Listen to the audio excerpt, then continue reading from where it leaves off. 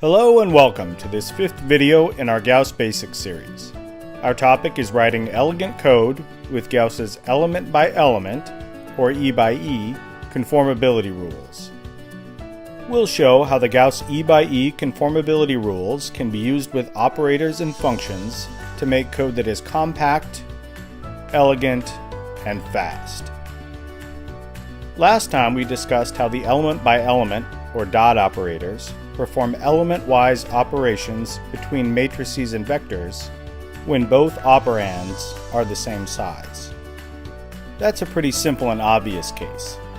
Gauss also allows element-by-element operations between a matrix and a vector when one of the dimensions matches. Our first example will be removing the mean of a matrix. Here we have a matrix with 5 rows and 2 columns.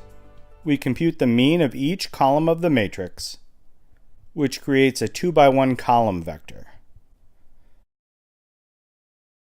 Then we transpose the column vector and subtract the means from the appropriate columns. Gauss will sweep the row vector down the matrix, subtracting the corresponding elements. Our next example uses the same principle with a Gauss function. We will use the R&D-exp function to create some exponentially distributed random numbers. Our first few lines compute a 100,000 by 2 matrix in which the mean for each column is approximately 2. The next few lines pass a scale parameter to R&D-exp, which is a 1 by 2 row vector. As you may expect by now, this code will create a matrix in which the mean for the first column is right around 1.5, and the mean for the second column will be right around 4. We can also switch this around, specifying that we would like R&D-exp to create a matrix with 2 rows and 100,000 columns, for example. And if our scale parameter is a column vector, each row will have a different mean. Now we'll move on to the case in which one of the operands is a row vector and the other operand is a column vector.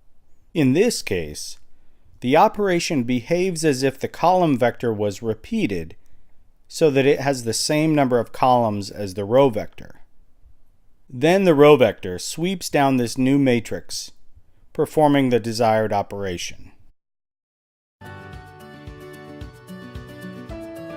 In this lesson, you've learned how the E by E conformability rules in Gauss allow you to perform useful operations in a method which is compact, elegant, and fast.